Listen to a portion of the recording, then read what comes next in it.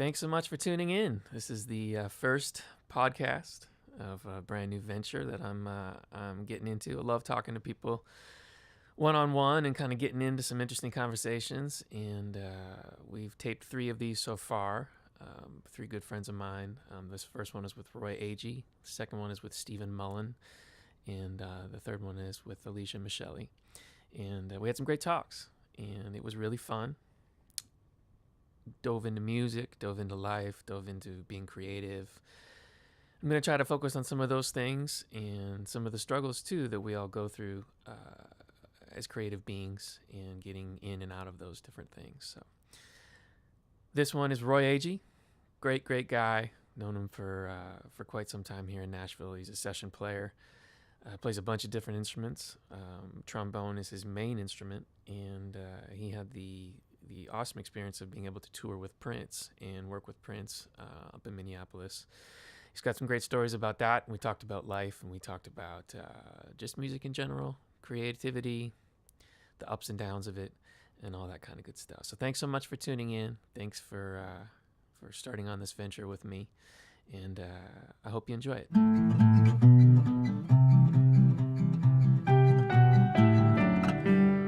Well, here's the first one. Thank you, Roy, for doing this. Hopefully the pop screen works. So this is the inaugural podcast, and I'm giving this a shot. We're going to try to talk to some interesting people, and I can't think of anybody more interesting than the person that's sitting across from me. So I read that Nashville Scene article, and I kind of went through some stuff. I thought that was really cool, talking about the Prince experience, where he kind of threw you under fire and all that stuff. And I've seen you do that on stage a bunch of times, and I love that about you, that you just kind of feel like you always have the ability to come up with something on the spot, and it's pretty magical to watch. And I see it in the studio too, and I see it, socially in situations as well and stuff like that. And thank you. And I think it's fascinating to watch you and how you are in the world, because I think you do you feel a little bit that you get. I mean, you're an incredibly funny guy. Yes, yeah. But like that class clown kind of mentality thing, yeah. They kind of label you a little bit. Keep everyone at an arm's length, really. Yeah. And like survival in terms of making up stuff. And the reason I think that music's always been my escape. It's an odd thing to make a profession out of something that you actually need. Yeah. And I think most musicians have that need somewhere. We're playing for some reason, and but I've always done music. That's where I turned to. Mm-hmm. I mean, I'm practicing in a dank basement. Our basement didn't have any, it wasn't a finished basement. It was just mud, basically. Mm-hmm. It's like, let's go down to the crawl space and play some long tones. Mm-hmm. So I just did it for me, and then that became sort of my solace. And so I practice really to soothe myself, more or less. Mm-hmm. And then as far as thinking of things on the fly, I've done a bunch of listening. And if I go into that escaped place, that's when I can think of that. I don't really even think of myself as thinking of those things so much as I put myself in a frame of mind, and that frame of mind produces something. Mm-hmm. And I think I do that out of survival. And then the humor, was started as a defense, but then I'm fascinated with comedians, and I listened to as many comedians early in my development as I did musicians. Did you do a lot of?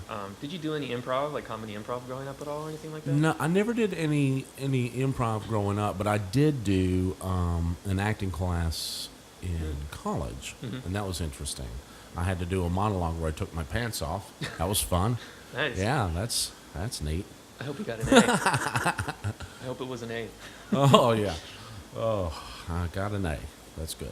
Well, the interesting thing, too, let's talk about the music part of that first, because I know, people that don't know you, a lot of people around here know the story, but quickly, the story of, Prince, you're on stage in the Staples Center, and Prince came over to you, and what did he say, basically? He said, well, at first I couldn't understand what he was saying, because he was like, Roy. It was on Housequake or something. Okay. Boom, so the band was just kind of grooving on in banging, the thing. Man. I'm just like slamming this groove. Yeah. Roy, put your horn down. But at first all I hear is, Roy, put your horn down. Uh-huh. And I'm like, what? I'm holding my horn, bouncing around. I'm like, well, this is what I do in your band. I'm not sure what I would do if you put the horn down. So, and then he made it really clear, put your horn down, and he waved me toward the center mic. I'm like, well, okay, well, let's see what happens. And how do you kind of, I mean, in music talk, you kind of read people when you're on stage, like they read the leader about what the leader wants. Yeah. Did he kind of look at you at any point in any other shows and be like, hey, Roy, come up and play a solo, or was this kind of the only thing that happened? That's the only time okay, that just totally caught you off guard. Right, completely, yeah. Yeah. Especially during the regular show. Now, the after parties, we would jam, you know. But But that not the had main never event happened. kind of thing. You know, it's like, what's happening? And so I went up to the mic, and I didn't know what he wanted, but he cut the entire band out. The whole thing. It was silence. Like just silence in the Staples Yes. Center in front of all those thousands of people? Yes. Yeah, and I was like, do or fucking die. Yeah, man. exactly. So how long did the cylinder fire for you to come up with what you did? So you explain what you ended up doing. Frame Just of mind. And Okay. this time, out of fear, Yeah. but put me in that same frame of mind. And so I just like scattered. When everything stopped, I'm like, I don't know what to do. I don't have a horn, so I have to Scatting. keep the rhythm going. Yeah. Otherwise, everybody's going to be like, what the hell is happening? Yeah, absolutely. So that's what I did. It was just like that groove was so easy to latch onto. I could just, And for while I people get my that don't bearings. know, what scatting is, it's like a improvisation, like boop bop da dib dib dib kind Right, of thing. And, exactly. And I've heard Roy do that in other times. And he's fabulous at it. So I mean, what about a key center? Like, did you just kind of stay where it was? Well, that's interesting because and I did stay where it was and kept that groove. So at first I was just sort of focusing on the groove, like. Oh, cool. And then while I tried to thought of like, where's that key center? Yeah. Are we in E? Are we in D? Yeah, Am I in hell? Yes. Yes or to all or of them. heaven if this goes well. Exactly. If it goes well, and it thankfully did. But I was like, What was Prince's reaction to that? he loved it. Did he? He loved it. And I don't know what made him do that, but he liked it a lot. He's like, you shut it down. Nice. And I'm like, Well, there's a thank you. moment for you right Yeah, there. that was cool. I mean, that was cool. I mean, I'm sure it probably felt like an hour, but how long are we talking? Like, did it happen for a couple Maybe minutes? 16 bars. Okay. Something like that. And And then then the the band band kicked started back in? coming back in, and I can't remember You're like, after thank that. Jesus. Yeah, I was like, man, God almighty, Blackwell sits out. John Blackwell, the drummer. Yeah. Who so sadly has passed away, but like, what an amazing funk drummer. He passed, was it last year or 2 years ago? I believe it was last year. Last I year. can't remember. And he was just, before that, he couldn't play, like some kind of paralysis. Oh, really? Yeah, it was very sad. So that was kind of some of his last stuff that he did with Prince. Yep. Yeah. I'm not Yeah. super familiar with the history of that, but that's cool. He's just a great drummer. Was he a good guy? Good experience working with him? What's that? Was he a good dude? Good experience He working was, with him? yeah. He was a really good guy. He was country as the day is long. He's Yeah. from some island in South Carolina. No kidding. And he was like, hey, man, I was amazing. like, hey. Like, well. And there's another drummer up there that I love, Michael Bland. Mhm. He was a great big guy, but a really efficient drummer. And he barely moves his wrist, and his snare drum sounds like a shotgun. Really? I'm like, I don't know how you do that, but it's pretty cool. Yeah, I remember that's such a fascinating thing with people that are like specifically drums because it's such a physical thing. But it's amazing. It's amazing. Good buddy Paul Umbach said that to me about studio drummers versus live drummers and about where they hit and their consistency of their hits. And how where you can watch a guy in the studio and you can see the waveforms and you can see that they're just consistent all across the board and you know that guy's kind of focused in on that.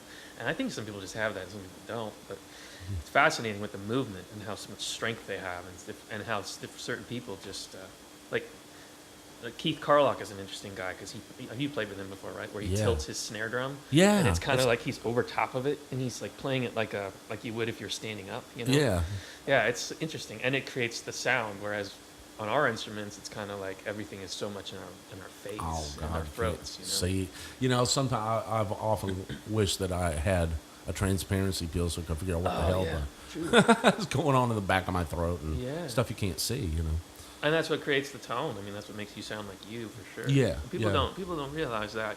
It's interesting to me when people come up to you and talk to you after shows and stuff like that, and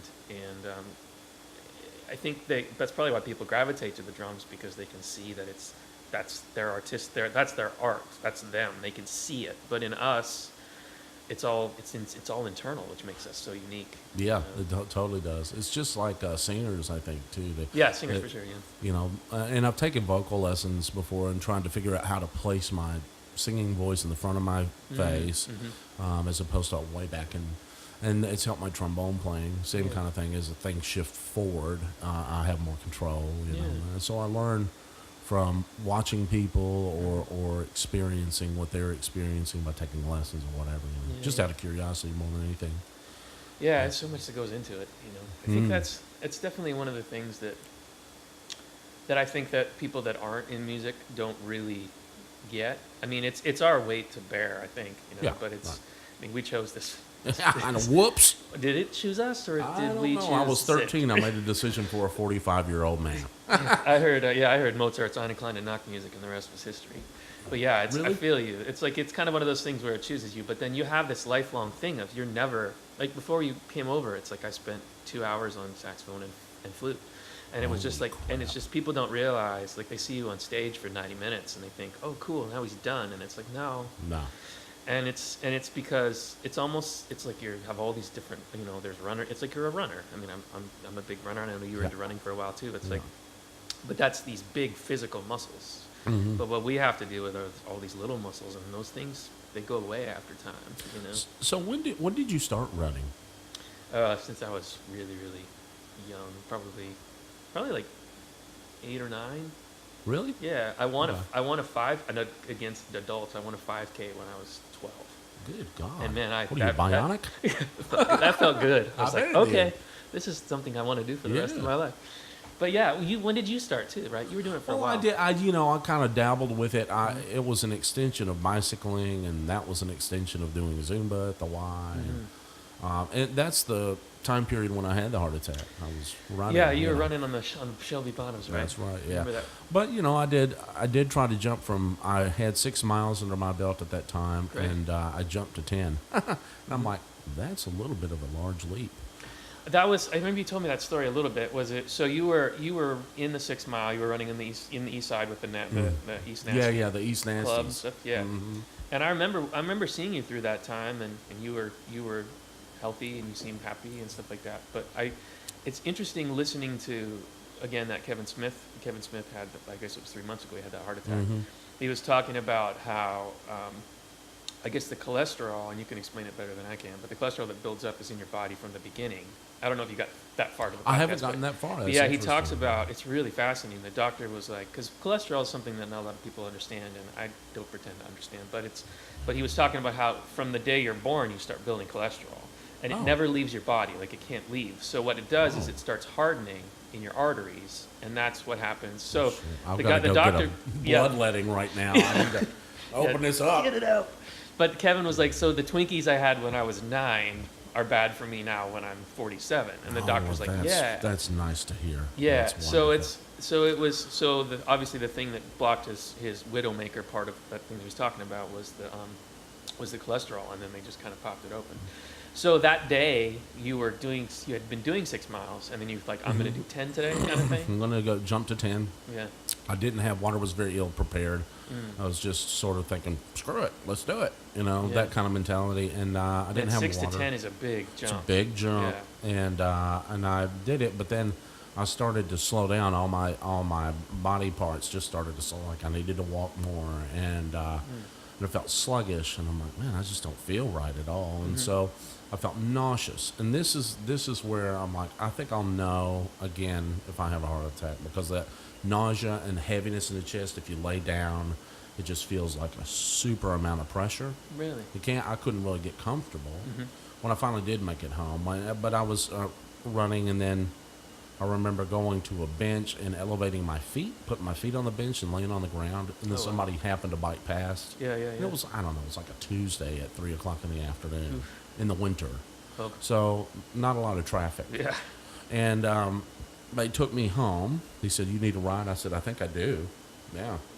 And then I had to walk a quarter mile to get to his car on a heart attack. That was fun. So I'd walk a few feet, and I'd stop. And I'm like, man.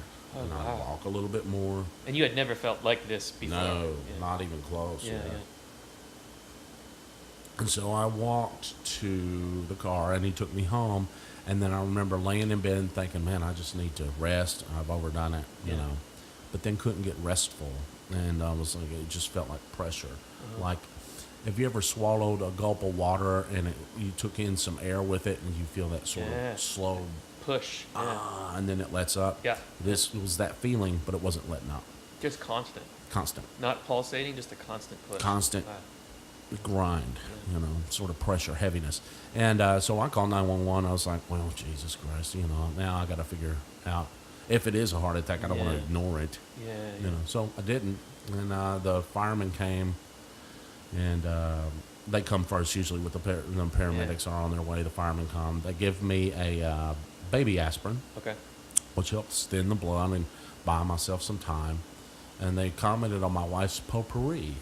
And I said, you can eat it if you want it, you know. And I remember So they're trained to see where your head's at. Yeah. Too. Interesting. they're That's trying to make fascinating. sure I'm present. Yeah. Yeah. Because humor was a good sign. Yeah. I still had that intact. And then I got in the ambulance with the EMTs, and they what they do? They hooked me up to the EKG machine. The EKG showed an abnormality. They sent that to the cath lab, which is the place where I was ultimately going at Centennial to get the procedure done. So they had sent that information ahead of time remotely, and when the doctor got it, he knew exactly what was going to happen and how to treat it. And I lost no muscle at all. I didn't kill any of the muscle, so I had no damage. And it was because they worked so fast. It was 20 minutes from the time I hit the door until the stent was in place. Yeah. Yeah. And it was one of the fastest procedures they had ever done. Wow. Because I skipped the waiting room, man. They put me right in the lab. Yeah. Yeah. And they were like, you're having a heart attack. Welcome aboard. Yeah. And they're probably remarkably calm because they see. They it all the were, time, man. too. They didn't Yeah. phase them. Yeah. I was like, I'm knocking on death's door right now. How you doing, Reaper? Yeah. You know, that kind of vibe. And then, but they're calm. And by their calmness, I sort of calmed down and just trusted them and let them do their job and didn't freak out. I was glad that I was with someone that knew what was going on. And so I was able to actually just relax and let them do what they needed to do. You know.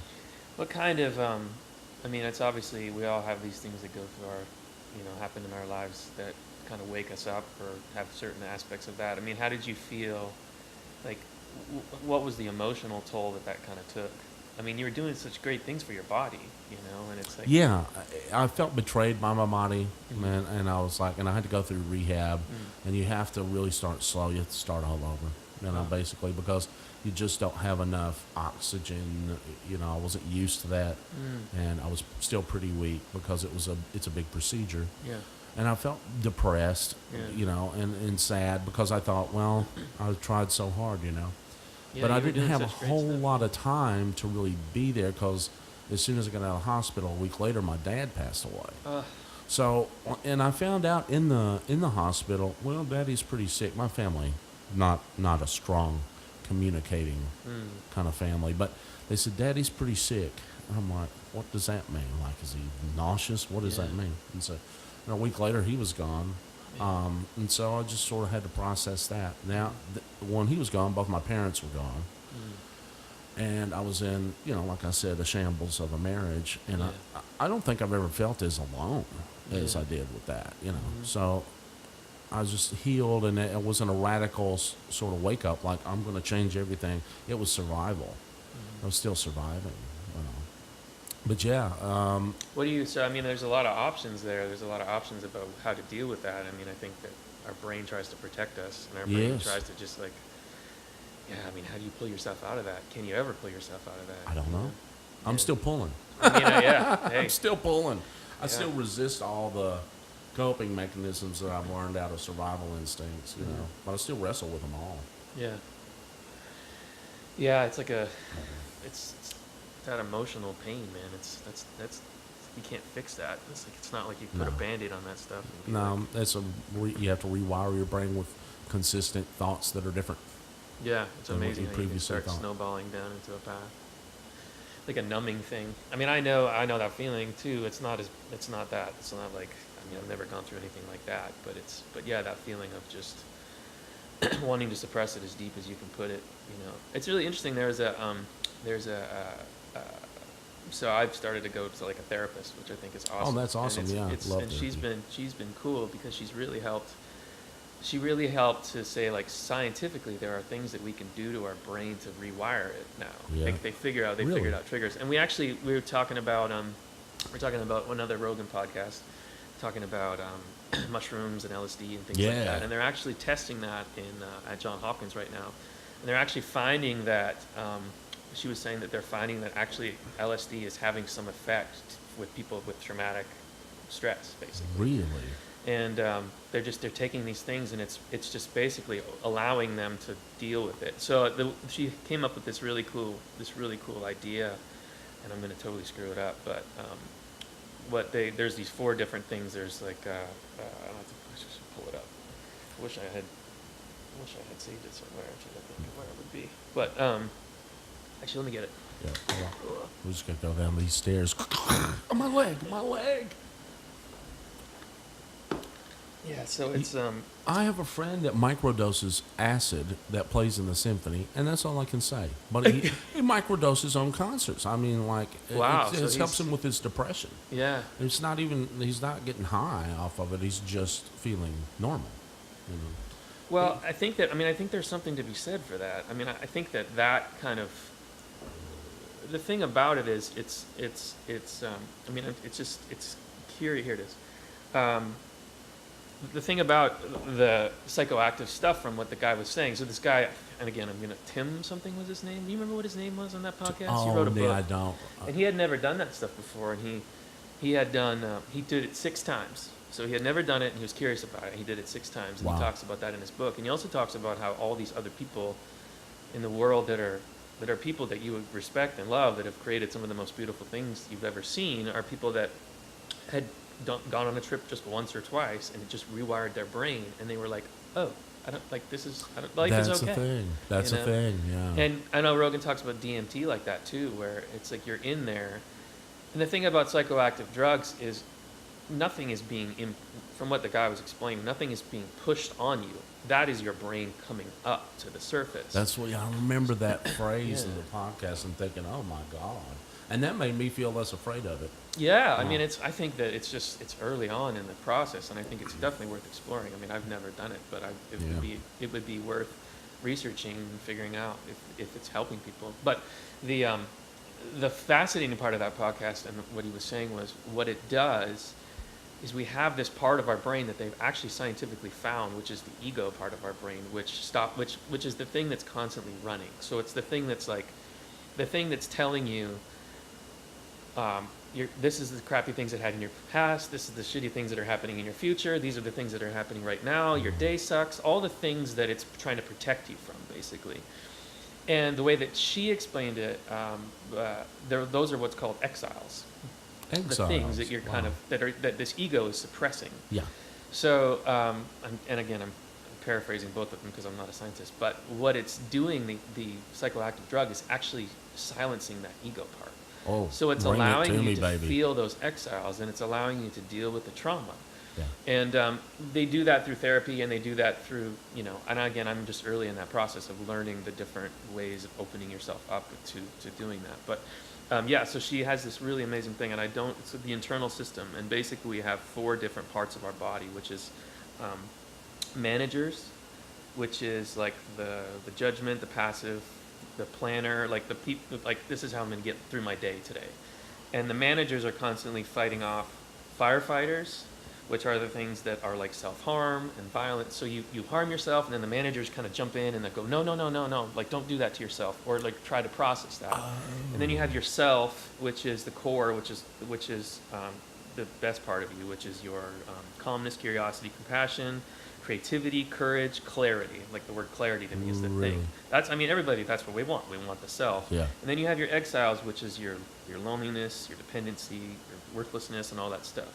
And all these things, they work together in your brain to make you the being that you are. And you have to decide kind of which one you want to allow to control. Whoa, It's really cool. that. And it's the it's just I'm early in the process of it, but the way that my brain works is I like to scientifically understand that like that's how you process it. You know, it's like Yeah. it's fascinating, but yeah. So the psychoactive part of it is almost because I joked in the thing. I said, you know, in one of the sessions, I was like, you know, this is what I'm looking for. I'm looking for trying to be more in the moment. I'm looking to try to be more present and just like not chase happiness, but just be more present. Just enjoy life a little bit more I and love like that. be thankful for what you have and grateful and not Yeah. trying to push for something new. And I joked and I said, "Is there a magic pill that I could take?" You know, and she goes, "Actually," and that's how the whole psychoactive conversation started, where she's like, And this is in therapy you're "Yeah, talking yeah." about? Oh my God. So then that's it led awesome. to that podcast. So I knew a little bit about going into it. So it kind of added Love on. that. Yeah. So there is a pill.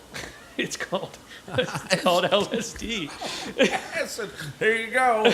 There's a big tab for you. Yeah, and John Hopkins is actually testing it, man, and they're trying to figure out like have people that have this major trauma. And they're I like, would do it in a heartbeat under medical supervision. yeah, and so the guided thing, we've talked about that. Mhm. We were in a session, and I think both you and I got super excited about it when we brought it up. And it's like having like a guided trip, they call it. Dude. And there are therapists that do it underground because they believe in it so much. That's so There's good. something to be said for that. Well, there is. Yeah. I think there's a reason shamans and healers and tribal healers reference the stuff. Mhm. I think it's the partly the American idea of more is better that got us into trouble with some of that. But I want to try it. Yeah. I don't want to try it in my buddy's basement necessarily No. because I don't know. Maybe if I trusted somebody. I Well, would. that's the issue. It's like and he talked about it too in the '60s and whatever. You had really pure stuff, Yeah. and then as soon as you make something illegal, then bad people get involved and want That's to make right. more money off of it. So the mob came in, and they started cutting it with speed and cutting it with other things. So now you're getting this LSD, and it's not pure, you know. And it's happening. I mean, it's happening in it's really bad in Vancouver right now with the heroin because it's being laced with phenyl. I'm gonna screw up phenylalanine. All fentanyl. Fentanyl. Thank you. Yeah, it's the stuff that killed Michael Ye- Jackson. Yeah. And Prince. And Prince. Yep. Yeah. Yeah, and you just don't know that it's in there, you know. So Man, it's- that's such a risk. That takes it off the charts in terms of risk. yeah. You know, fentanyl is nothing to play with. No. But I would do it, but it would have to be through a center or somebody that's working off the books that is that ilk. Yeah. And somebody that knows what they have, Mhm. and that it's not cut. Yeah, if it's a non-addictive thing, make it legal, allow people to test with it, and then make it safe, you know. Mm-hmm. It's I don't remember where I heard this too, but that's an issue that they're having with marijuana right now is because it's in Colorado they have certain regulations and restrictions, and it's this beautiful thing where it's very pure and it's clean and there's no pesticides, there's no like mold or anything that could make you really sick. And what they're doing is like somebody brought it up in one of the things I was listening to, and I was like, well, what do they do with the stuff that has that stuff in it? Well, they ship it to other states that they can sell it underground because they don't want to lose the profit, you know. No, yeah. So when you buy it illegally somewhere, you're getting this stuff that's probably not good for you. Yeah. Whereas in Colorado, they say that that's the best you can get because there's people that are regulating it. You know? Wow. So yeah, I don't know, man. It's an interesting. I mean, we were just talking about alcohol and how it's such a poison, and but then this other stuff is like it comes from the trees. Yeah. Imagine It says that. an awful lot, doesn't And it? we have receptors for it in our brain. It's Yeah, like, it's actually there for a reason. Yeah. It's interesting to me that it's always been such a taboo. Yeah. I don't know that it always has been, but it is a taboo currently. Yeah. Interesting to see what happens with it. You know, how it became illegal was just ridiculous. And What's the deal with that? Like, was some kind of political thing? right? yeah, it was the hemp industry, from what I understand, Oh. at the time, was competing with the cotton industry. Mm-mm. Yeah, Oh, and good.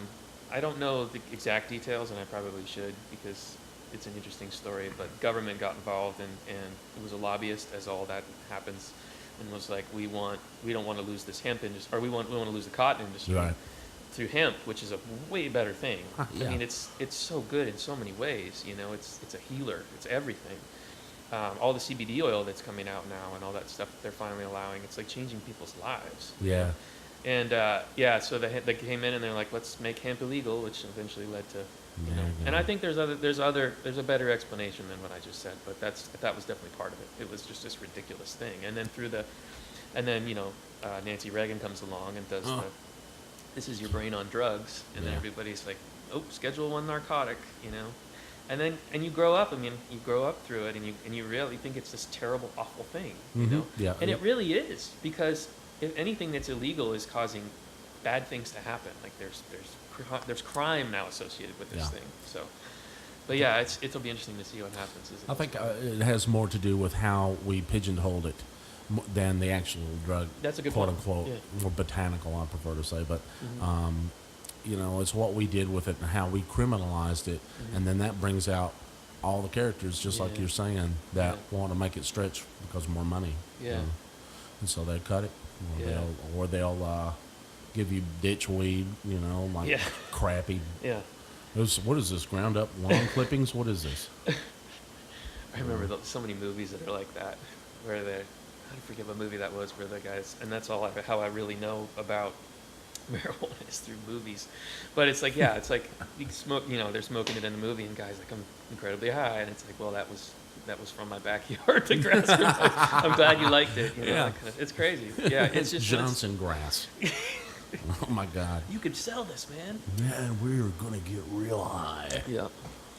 Dude, so let's talk about some music stuff, man. I was reading in that article that you, and I'm gonna hold you to it because I'll do that to you because I'm gonna be a jerk. But it said you were gonna put a record out in 2015 in that article, but you never did. Well, I never did do that, did I? Yeah, I never got around to that. I still want. What is it? What's it gonna be? What was your original intent? My original intent is just to record for myself, like the songs I've written. I just have never done that, and a part of it is like the whole inner battle. What would you call them? Managers and fire stuff. Yeah. All that shit's firing off like crazy. All these bastards are in my brain going, "You can't do that." No, my brain wants to protect. Not just my brain. I think most brains want to keep us where we are because it just feels like a threat to change, and that's the biggest one for me. That and weight, those two things, and they're so closely linked. And it used to be that, weight, and money, and I'm getting better with the money part. And as I've gotten better with the money part, I've gotten better with the others. But those are three major things to take on. Oh my God, the Holy Trinity. And it paralyzes you when you think of all three at the same time, for sure. Yeah, I'm very familiar with paralysis. I lay in the bed. I think every creative person is familiar with that. I think so. I mean, that's one of the benefits in the therapy that I've experienced was reframing how creative people think and getting yourself licensed to skip around from thing to thing to thing, and come back to it. Well, let me ask you this, because I was talking with my therapist about this. I mean, obviously being in the moment, the other thing that I really want to do is to be able to unlock more of my creative self, which is the middle thing in that circle of things, and everything's battling for that time. Yeah. It's interesting in what we do, and I don't know if you feel this, if you're familiar with this feeling, but for me, it's like we give so much of ourselves to other people and so much of our creative selves to other people. We get fairly compensated for it, yes. Sometimes. Sometimes, exactly. Sometimes the compensation doesn't come for several months. And then a few phone calls. Yeah. But when it all goes to plan, you get fairly compensated for your creative energy. And you do that 5-6 hours a day, which is really all you can do that. Yeah. Yeah, I can't really do it that long. I'll just start to run, go glazy-eyed and be like, didn't we play that? Oh, who cares? I think we've been on some sessions where we kind of looked at each other with that look. Oh, dude, yes. I know we have. I think that happens actually once or twice a week. But yeah, I think that you have nothing left to give after that. No. And for me, the restorative thing to do is to do something that doesn't have anything to do with music. So like I can't restore myself by going and being creative for myself. And so I give so much away. Even if you're reading. Say that again. Restore yourself. It's not restorative to me unless I come at it without the obligation. Like if I have a work day, it's very unlikely I'm going to go home and be creative. I wish that I could work that way, but I just never have. It's interesting because you always, I'm a grass is always greener person. So I'm always looking at like, well, if I did this, maybe this would happen. And you start to think to yourself, what would it be like to have a 9-to-5 job where you made your $85,000 a year and you got home at 5:30 and you had nothing to think about at all. I mean, if you're making $85,000 a year, that job's probably taking up more than 40 hours a week. Maybe. Let's yeah. say you make $50,000 a year and you come home and you don't carry any of that with you. Yeah, And you're home and you're sitting on your couch at 5:30, you're having your dinner, and you're like, well, what do I have to do the rest of the night? Because I've got nothing else to think about. Is that the best place to be, where now you can go into your studio that you've bought and paid for and be creative? Or has that job, like, because our 9 to 5 is being creative. I know. Yeah. Our 9 to 5 is not, I mean, obviously people are creative in their job, and creativity would carry so many different masks and faces. But yeah, like, is there such a thing where you can just turn off and just go be creative? Well, And my conclusion is probably not. Probably not. I mean, I feel like that's accurate. I mean, every musician goes through that. Like, what am I doing? Jesus, what is this? What is this? You know, why am I doing this? Like, sometimes when you're having to make the fifth phone call to get paid, you're kind of like, man, I wish I had a paycheck every 2 weeks. You know? Yeah, dude. Like that thought. I mean, that's everybody feels that. Yeah, I definitely do. I definitely feel that. But then there's people that have that. I mean, I mean, you and I have done lots of touring and stuff on lots of buses, and you look at those guys that are on retainer, and you are on retainer. You weren't really on retainer with Prince. No. Because you never knew when the money was coming. Christ. He would drop a bunch of money on you and be like, I'm rich. Yeah. And then not work for 6 months. I'm broke. You know? Yeah. I'm like, oh, it'd been nice if you had announced that. Yeah. But yeah, if you go on retainer, I mean, I heard some of those guys with Prince were making 1.2 million, but it's like, when was that coming? But imagine if even the guys that are on retainer, I mean, now you're on a beck and call to an artist, which is fine. And some of those guys are totally cool with that because they have families and they need that, and it's consistent, and they go out on Thursday nights at midnight and need a bus and go off for the weekend and come home Sunday and watch football and hang out. Like, that's their life. That's what that's what they like. But I look at them and there's not a lot of, like, the creativity part of it's kind of gone. You know? Yeah. And you're just kind of working for somebody. You know? Yeah. And I think that's a valid, great path for people that find that fulfilling. I have a nagging inner voice that won't let me up, won't let up. You know, and I have to. How would you describe that voice? It is well, basically, a good portion of what I do is eat shit sandwiches for my life. You know, it's like there's always a political element, or there's something that's happened over there. You're a freelance musician, you're waiting on the phone to ring, and there's a huge psychological price to pay because it's a feeling of being, for me anyway, it's a feeling of being very out of control, and then I won't feel like a musician. And there's one thing I miss about Prince's band was I felt like, okay, I'm part of something that is creative. And I felt that sort of surge of I'm a musician. And I don't always feel that at the end of a long work day, or if I get passed off on someone, or if I didn't go to a party and I find myself out of work. You know, that kind of thing really tears at you. And for me to feel what I need to feel to get through it, I need something of my own to represent that, so that I can listen to it in my car and be like, I'm a musician. Yeah. Well, let me ask you this. So how many? That's a rarity, because I mean, we've played with a lot of different people, and I think the way that I would explain that is, Prince allowed you to be Roy Agee. He did, and that was an amazing feeling. That's a beautiful gift. I mean, there are not a lot of artists that allow you to be you. No, you know? man, I'm always going to be grateful for that. Yeah. And it kind of ruined me because I got a taste of it. Yeah. I don't think I've ever felt that, man. Yeah. Well, I mean, I hadn't. Yeah. I didn't.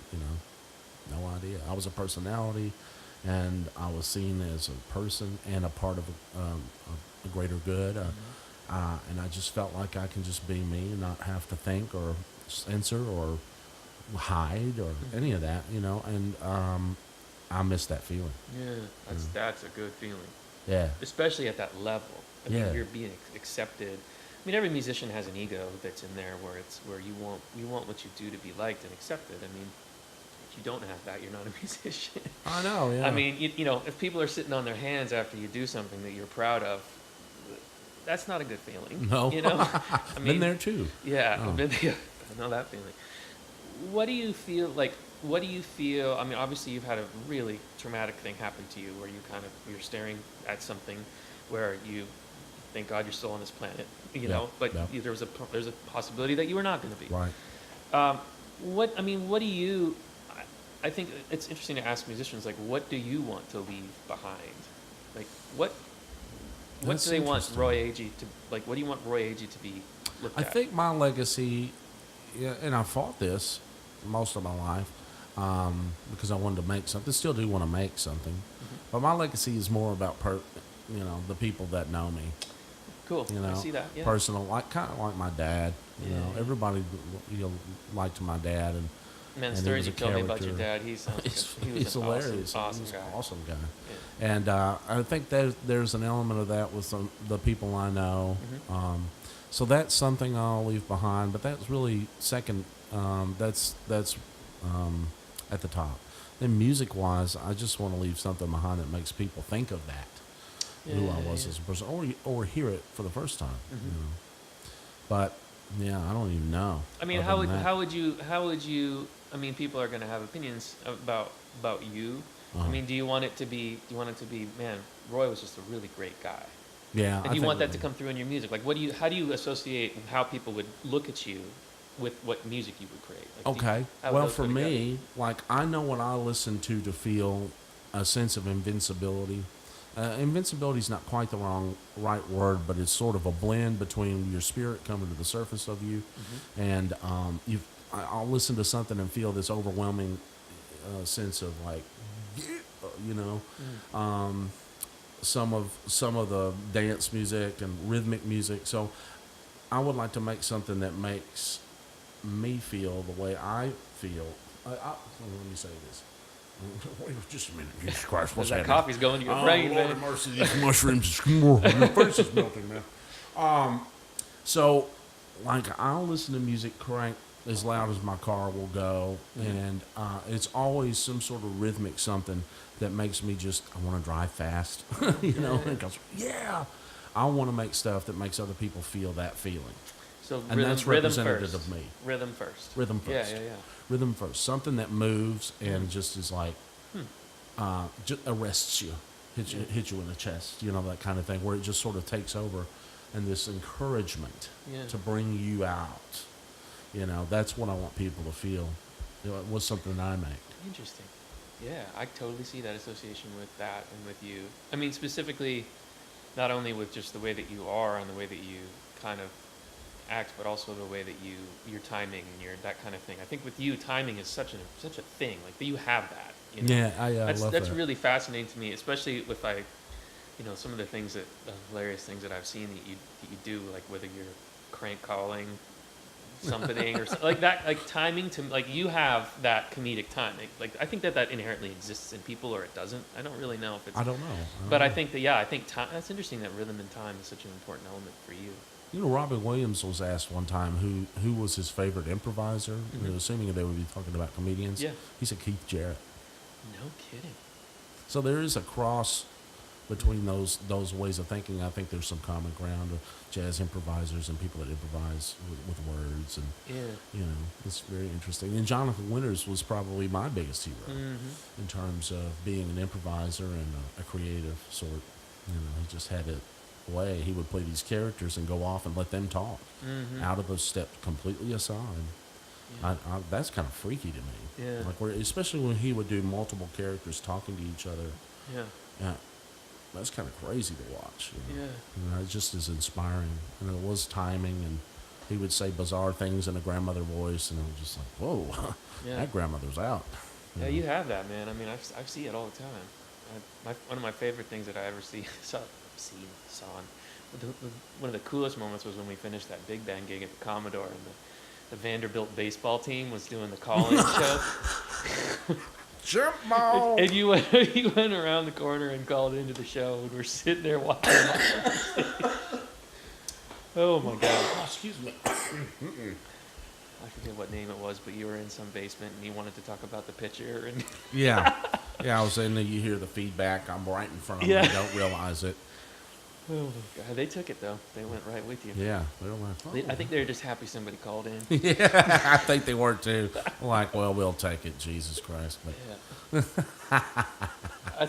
Sometimes I think about you when I listen to the Predators, which I can only stand listening to like Predators talk in Nashville for so long, the hockey talk, and like Bubba calls in from Linden, Tennessee, and me and my wife, sitting watching the game. The boys worked real hard last night. when did they start putting it on ice? Is what I want to know.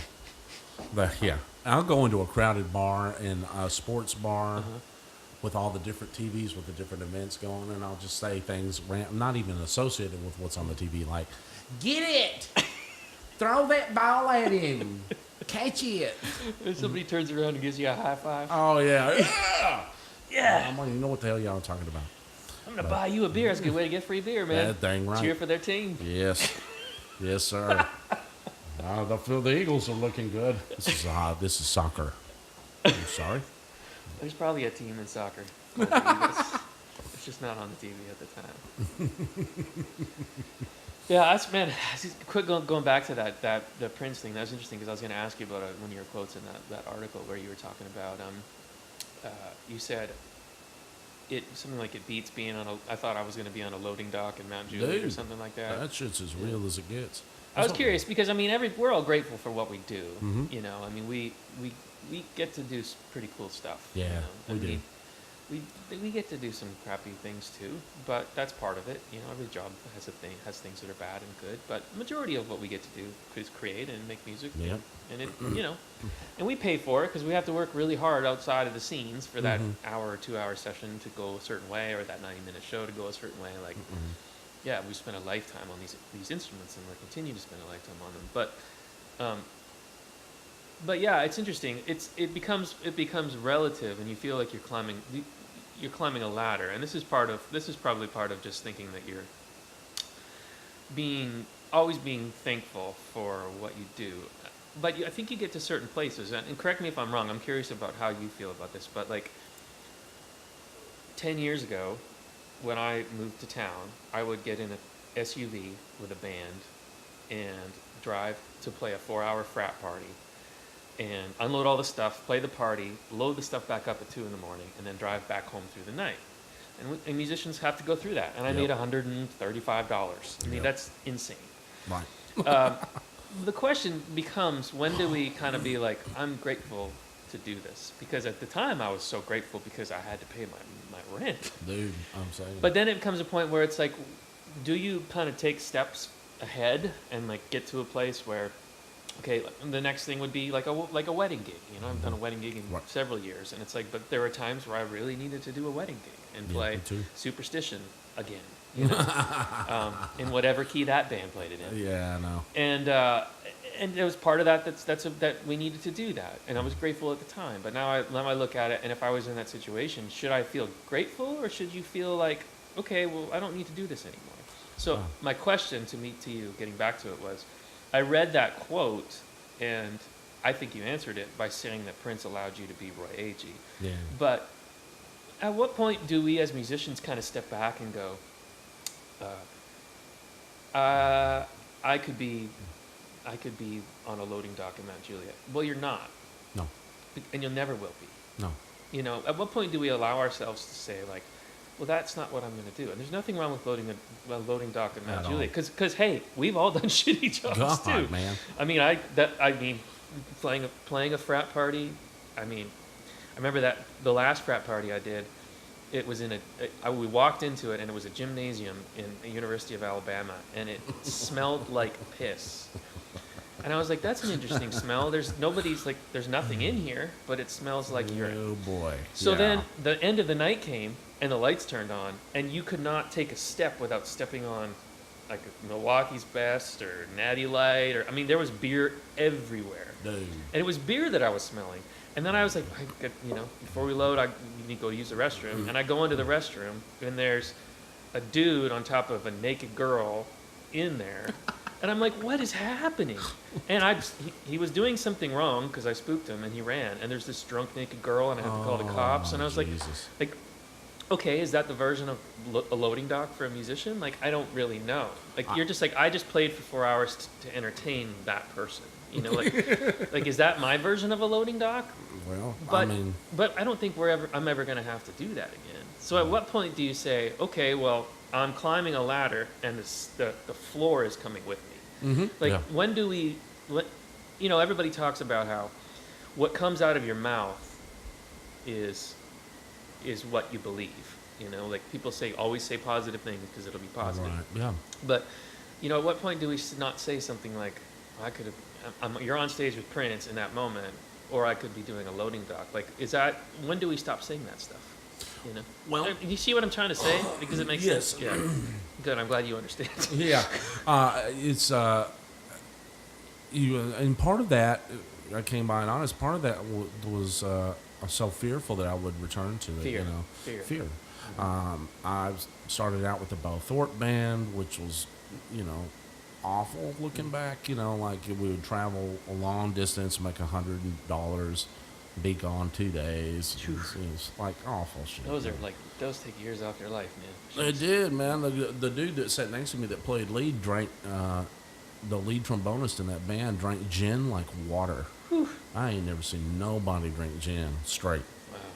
And I'm like, man. His firefighters were going hard. Oh my God. We do 2 sets of big band music, and then we get to the rock and roll, and you go, well, the music's over, kid. Rock and roll time, and slam the rest of whatever gin he was drinking and get another one, and let's go. You know, and I'm like, please don't let me wind up like that. Wow.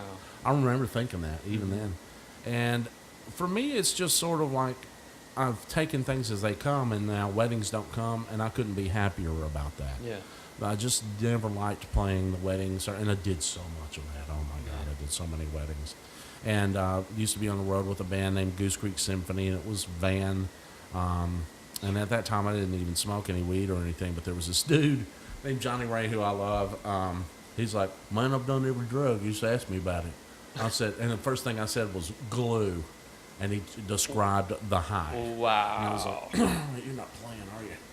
Okay. Well, at least you had somebody entertaining. Mm-hmm. I mean, that would be a good 2-3 hours of the conversation. Yeah, man, I That'd enjoyed get you that. from here to Huntsville. Yeah. And then at some point, I don't want to do it anymore. Yeah. You know? And but I think part of it for me is a desire to not want to do that anymore. I've done it before. Anytime I feel like I'm going backwards, that's the thing for me. If I feel like I'm going backwards, because I always want to just keep progressing, whatever that is.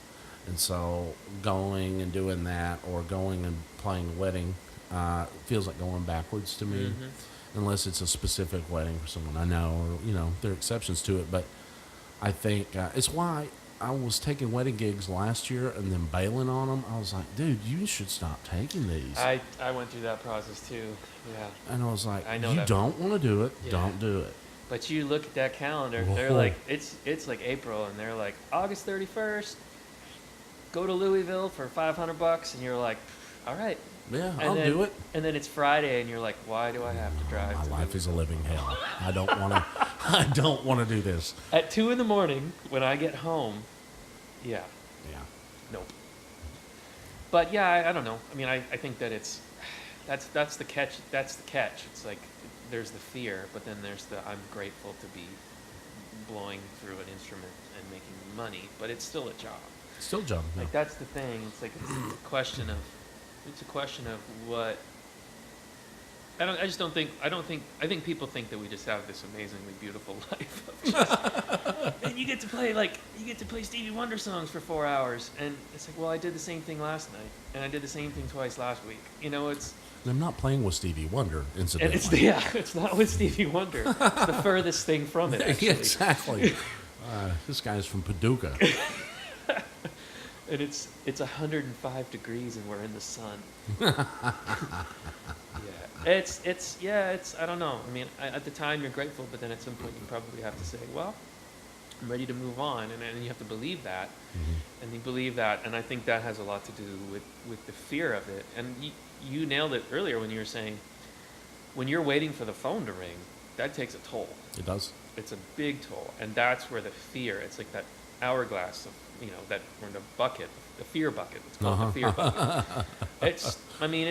The fear starts pouring in that bucket, And there's certain, there's just using the analogy, thinking about it. There's probably like you could probably, it's like a, like a measuring cup. You could put different things. It's like, oh, I'm going to take a wedding gig at this beer spot. I'm going to take this gig at this spot.